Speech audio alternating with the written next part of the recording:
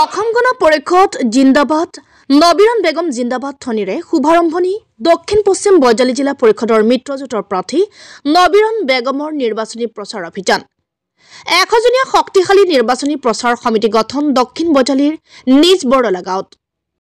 দক্ষিণ পশ্চিম বজালী জিলা পৰিষদৰ মিত্ৰজোঁটৰ প্ৰাৰ্থী নবীৰণ বেগমক জয় কৰিবলৈ নিৰ্বাচনী যুঁজ লৈ সাজু নিজ বৰলা গাঁওবাসীয়ে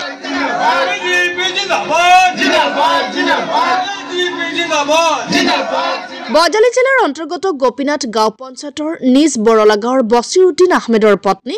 নবীৰণ বেগমে দক্ষিণ পশ্চিম বজালী জিলা পৰিষদৰ মিত্ৰজোঁটৰ প্ৰাৰ্থী হোৱাৰ বাবে উৎফুল্লিত গাঁওবাসী বৃহস্পতিবাৰে নিশাৰ ভাগত গাঁওবাসীয়ে নিজ বৰলা চক বজাৰত আয়োজন কৰে প্ৰথমখন নিৰ্বাচনী প্ৰচাৰ সভা গাঁওবাসীৰ উপস্থিতিত এখজনীয়া শক্তিশালী নিৰ্বাচনী প্ৰচাৰ সমিতি গঠন কৰে নিৰ্বাচনী প্ৰচাৰ সমিতি গঠন কৰি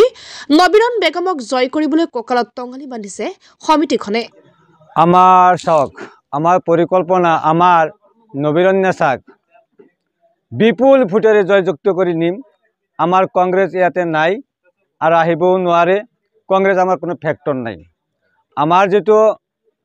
দক্ষিণ পশ্চিম বজালী সমষ্টি আছে আৰু আমাৰ যিখিনি মিটিং হৈ আছে সেই মিটিং বিলাকত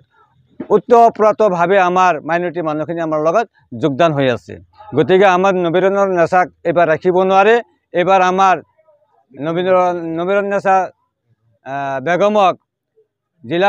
জিলা পৰিষদৰ প্ৰাৰ্থী অগপ আৰু বিজেপি দলৰ মিত্ৰজোঁটৰ প্ৰাৰ্থী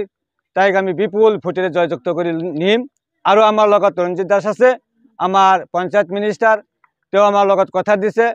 আমি আগত হৰিক্ষেত্ৰ সমষ্টিৰ মানুহ আছিলোঁ আমি দল পোৱা নাছিলোঁ এইবাৰ আমি দল পাইছোঁ এইবাৰ কামৰ মানুহ পাইছোঁ গতিকে এইবাৰ আমি সকলোৱে বিজেপি জিন্দাবাদ এজেপি জিন্দাবাদ চাওক আজিৰ পৰা আমাৰ নিৰ্বাচনী কাৰ্যসূচী আৰম্ভ হৈছে আমি প্ৰথমেই আমাৰ গাঁৱৰ পৰা আজি নিৰ্বাচন সভাৰ জৰিয়তে ৰণঢংকাৰ বজাইছোঁ আমি আজিৰ পৰা আৰম্ভ কৰিছোঁ আৰু আমি 100% জিতিম আমাৰ 4খন পঞ্চায়তৰ পৰা আমাক সাপোৰ্ট দিছে আমি মোটামুটি 70% ভোট লৈ আমি জিকিম বুলি আমি আশাবাদী এটো আসলতে ৰাইজে ক'ব ৰাইজে ভোট দি জিকাব এটো কোনোবাই এনেই ক'ব পাৰে যে আমি জিকিছোঁ আমি জিকিমেই হেতুটো ক'বই এটো কংগ্ৰেছৰ নেচাৰ কংগ্ৰেছে এইবিলাক কৈ আমাৰ যিবিলাক মানুহক বিশেষকৈ মাইনৰিটি মানুহক যিবিলাক হাৰাশাস্তি খুৱাইছে এইবিলাক ৰাইজে গম পায় ৰাইজে জানে আৰু ৰাইজে এইবাৰ কংগ্ৰেছক বিদায় দিছে আৰু বিদায় দিব আজি আমি হয়তো আপোনালোকে জানে পৰখি আমাৰ হাতিনাপুৰ জিপিত আমাৰ মাননীয় আমাৰ ৰঞ্জিত দাস সাহেব গৈছিল তাতে আমি ভাল সঁহাৰি পাইছোঁ আৰু হাতিনা জিপিৰ পৰা আমি মেক্সিমাম ভোট আমাক দিব বুলি সিহঁতেও কৈছে আৰু আমি আশাবাদী আমাৰ গাঁৱৰ পৰা আমি 99% ভোট পাম আমাৰ গাঁৱৰ মানুহে আজি আপুনি হয়তো নিজে আহিছে চাইছে আমাৰ প্ৰত্যেকজন গাঁৱৰ মানুহ উঠি আহিছে মহিলাবিলাক উঠি আহিছে গতিকে সবে মিলি আমি ঐক্যবদ্ধ হৈ এবাৰ আমাৰ